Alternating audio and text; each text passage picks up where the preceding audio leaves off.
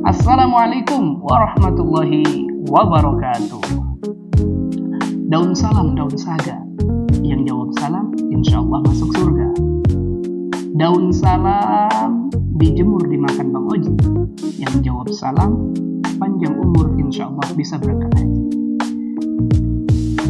Amin ya rabbal alamin. Alhamdulillah wa syukurillah wa la hawla wa la quwwata illa billah. Perkenalkan, saya Muhammad Mizan Sya'roni, pengampu mata kuliah Ulumul Hadis.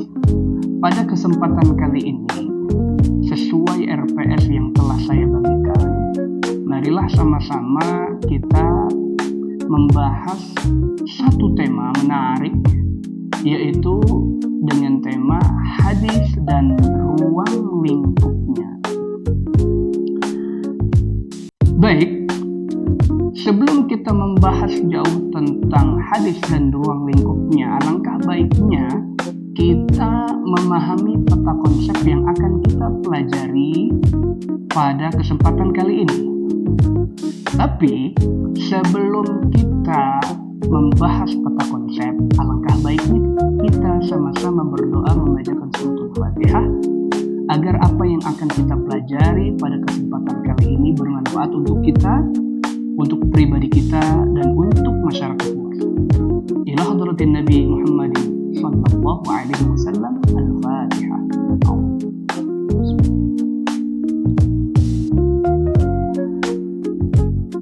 Amin ya rabbal alamin. Baik, peta konsep yang akan kita paparkan pada kesempatan hari ini yaitu tentang hadis. Hadis, kemudian dari hadis ini dibagi menjadi dua. Dibagi menjadi hadis dari segi kuantitas, hadis dari segi kualitas. Dari kuantitas dibagi menjadi dua lagi. Dari segi kuantitas dibagi menjadi mutawatir yang pertama, yang kedua ahad. Dan dari segi kualitas dibagi menjadi tiga. Yang pertama hadis sahih, yang kedua hadis hasan, dan yang ketiga hadis dhaif. Baik, pengertian hadis. Secara bahasa, hadis berarti ucapan, perkataan, perbuatan, atau berita baru. Sedangkan secara istilah, segala sesuatu yang bersumber dari Nabi Muhammad SAW berupa qauliyah, yaitu yang artinya perkataan, fi'liyah yang artinya perbuatan, taqririyah yang artinya persetujuan, dan sifat fisik dan akhlak Rasulullah SAW. Baik, kita akan membahas pengertian hadis menurut para pakar hadis. Pengertian atau definisi hadis menurut Mahmud Tuhan adalah ma udhifa ila Nabi sallallahu alaihi wasallam min qawlin aw fi'lin aw taqririn aw sifatin, yang artinya sesuatu yang disandarkan kepada Nabi Muhammad sallallahu alaihi wasallam, baik berupa perkataan atau perbuatan atau persetujuan atau sifat. Ulama hadis yang lain memberikan pengertian hadis sebagai berikut: aqwaluhu sallallahu alaihi wasallam wa af'aluhu wa ahwaluhu. Segala ucapan Nabi sallallahu alaihi wasallam, segala perbuatan dan segala keadaannya. Bagian B yaitu pembagian hadis dari segi kuantitas yang pertama, yaitu mutawatir. Hadis mutawatir secara bahasa, adalah isim fa'il dari at-tawatur yang artinya beraturan. Sedangkan secara istilah, hadis mutawatir adalah hadis yang diriwayatkan oleh sejumlah orang yang memiliki kebiasaan tidak berdusta dari awal hingga akhir sanadnya. Dijelaskan dalam buku pengantar ilmu hadis oleh Syekh Manna Al-Qattan, para perawi hadis mutawatir mustahil untuk berdusta. Mereka tidak mungkin memalsukan hadis yang erat kaitannya dengan Rasulullah Sallallahu Alaihi Wasallam. Jadi kesimpulannya, hadis mutawatir itu diriwayatkan oleh banyak perawi, mustahil mereka sepakat berdusta. Adapun contoh hadis mutawatir yaitu hadis tentang berdusta. Qala Rasulullah sallallahu alaihi wasallam, "Man kadzdzaba 'alayya muta'ammidan falyatabawwa maq'adahu minan nar." Siapa saja yang berdusta atas namaku, artinya nama Nabi Muhammad sallallahu alaihi wasallam, secara sengaja, maka hendaknya ia bersiap-siap menempati tempat duduknya di neraka. Hadis Bukhari.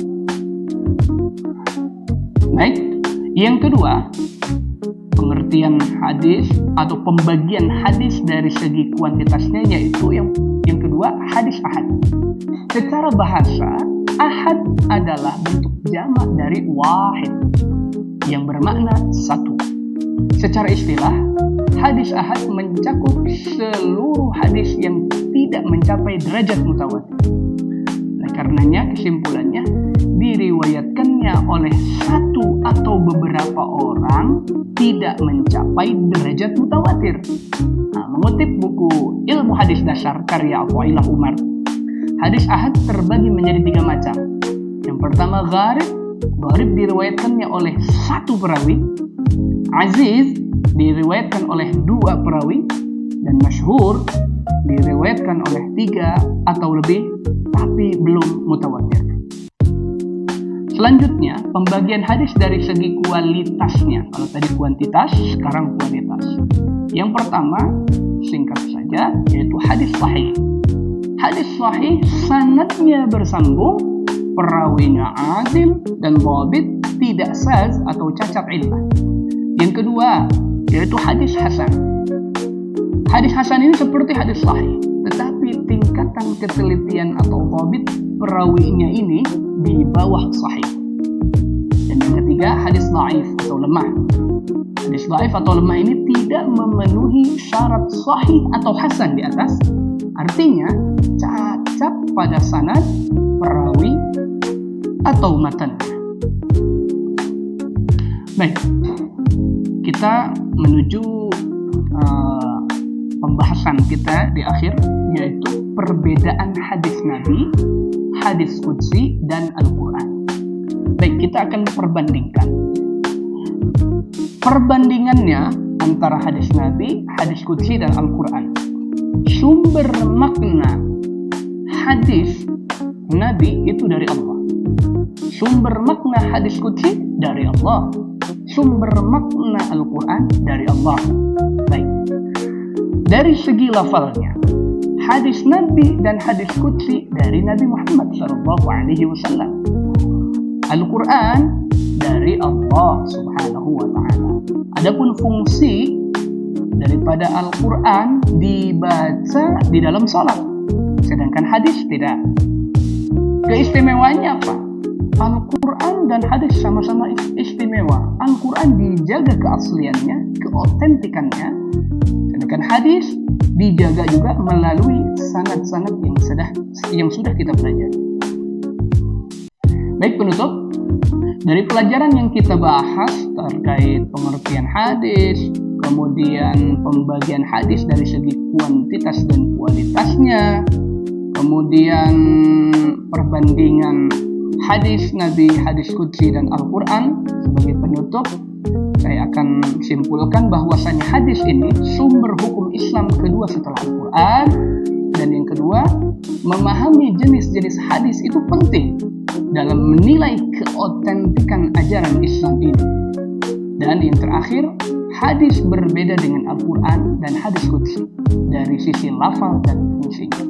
Semoga pembelajaran ini bermanfaat untuk kita, untuk sama-sama.